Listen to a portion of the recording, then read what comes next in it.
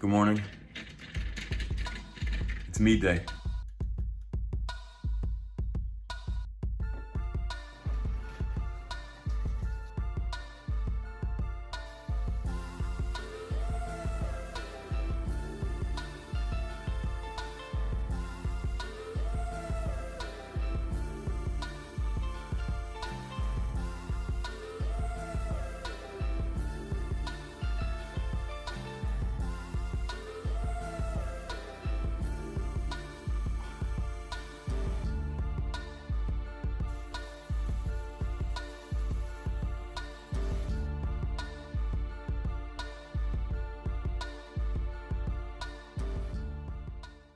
So I'm going to this meet, but I'm not throwing because of pain in my elbow. And the meet's about an hour and a half away, so my teammate and I, another javelin thrower who's also not competing, are gonna drive down and go and support our teammates. Whenever I go and watch people compete though, I get that itch in myself to want to compete, but because of the pain in my elbow, I'm not able to right now, so we'll see if I ever do compete, but I wish this pain would go away so that I could. It's Friday now, I'm going to the doctor on Monday to find out about my elbow and see what options I have for the season, but it's not looking good. So we'll see what happens when I go. All right, teammates here. Gonna say what's up. What's going on? Brian Myers.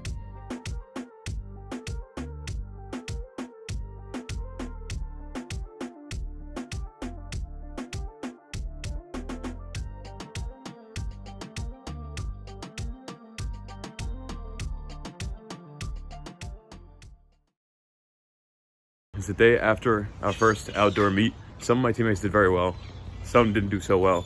But I know after years of competing in the sport of throwing that if you don't do well in a meet, you kind of just use the next week of practice in order to iron out the problems in your technique that you messed up on in the actual meet. And then you go into the next week with better muscle memory of your technique, and then you hopefully do better in the next meet. So I know that even the people that didn't do so well are gonna work on that kind of stuff and then hopefully enter the next week even better. But today, because I don't have training, we're spending the entire morning working on the agency again, like I did last week, and then film some stuff later on, and then hopefully see some friends later. I feel slow this morning, but that literally doesn't matter. Like I'm still gonna put in 3 hours into my agency and 3 hours into my social media stuff, so can't go by feeling. And I don't drink coffee either, so I'm not gonna use some stimulant in order to get me going. I'm just gonna make it happen myself.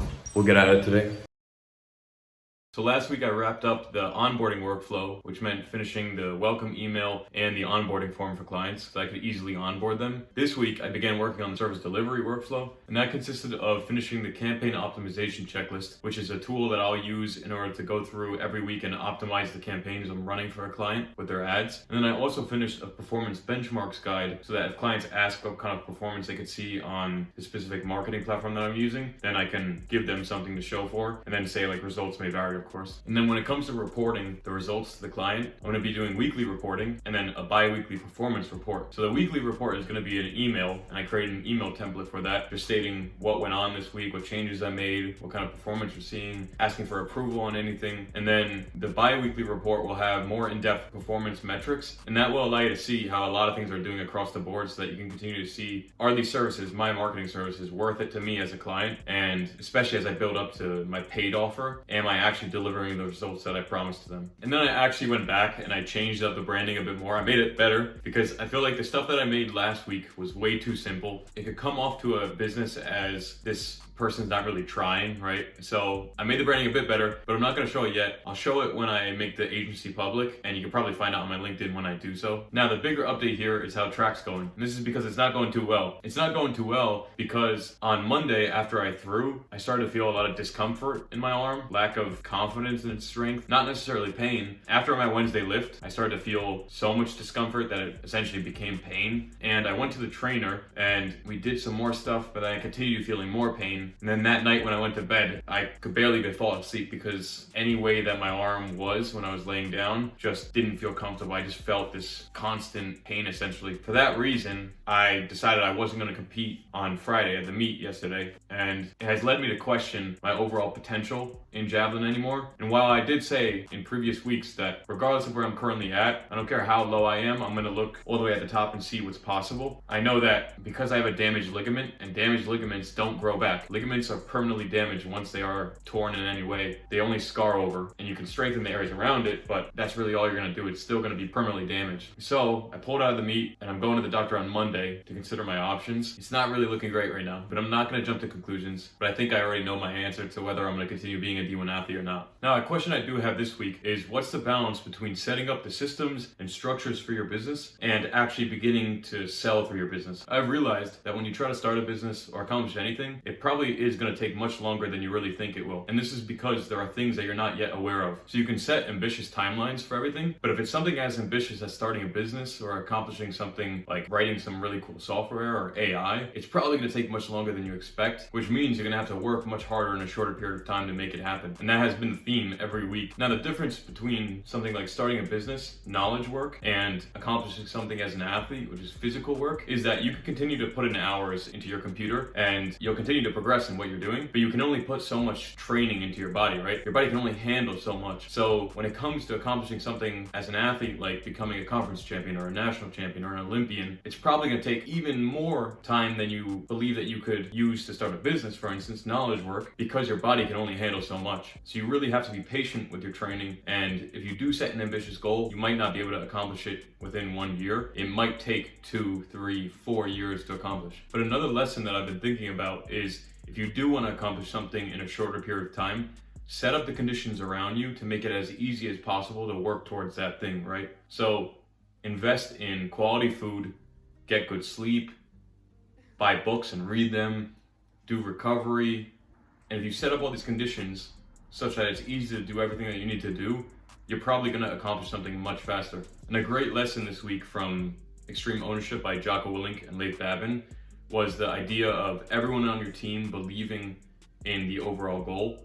So in order to get everyone to believe in the overall goal so that they then do their work, you have to make sure that they understand the overall goal and why we are working towards making it happen. And this just happens by leaders explaining the plan fully for what they're doing, and then the people at the bottom who are actually doing the work to make these plans happen, asking questions if they don't feel that they fully understand what the overall goal is. Also, as a leader, you have to drop your ego and instead adopt a ton of humility, because people aren't going to always be fully accountable of themselves.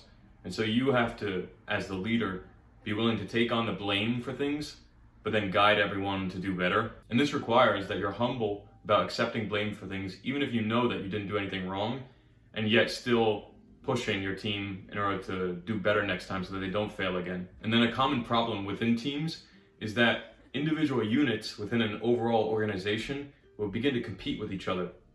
And this is wrong, because as a unit, we're all working towards one specific goal of perhaps increasing our profit as a business or delivering good services that actually help people. And when you have teams competing against each other, then they're trying to eat away at each other. Instead, we have to realize is that this is one big team, and these teams need to use all their assets within the entire organization in order to accomplish the overall mission and keep their head on the overall mission. Now, within a team, you need to use simple communication so that everyone on your team knows exactly what they have to do. And then once people on a team have an understanding of what they need to do, they'll more easily be able to believe in the overall mission and know exactly what they need to do in order to make it happen. And then within an organization, each person should only lead a team of 4 to 6 people. And then let's say you're at the top, those 4 to 6 people under you can then lead their own teams of 4 to 6 people, and so on, right?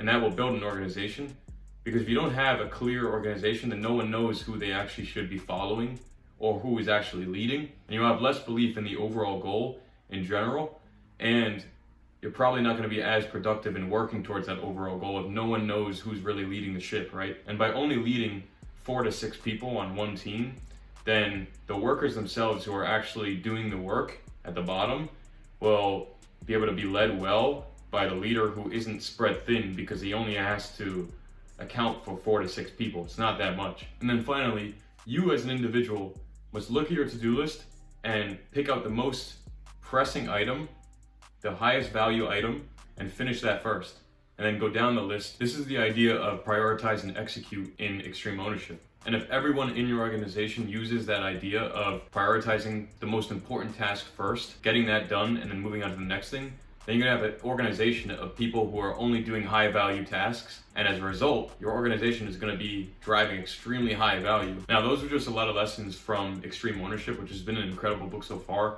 And I'm gonna continue to learn lessons about leadership. So this week was very productive in cracking away at the service fulfillment workflow and understanding where I'm at as a D1 athlete. But I really don't know whether in a week from now I'll still be a D1 athlete. But until then, I'll see you guys next week.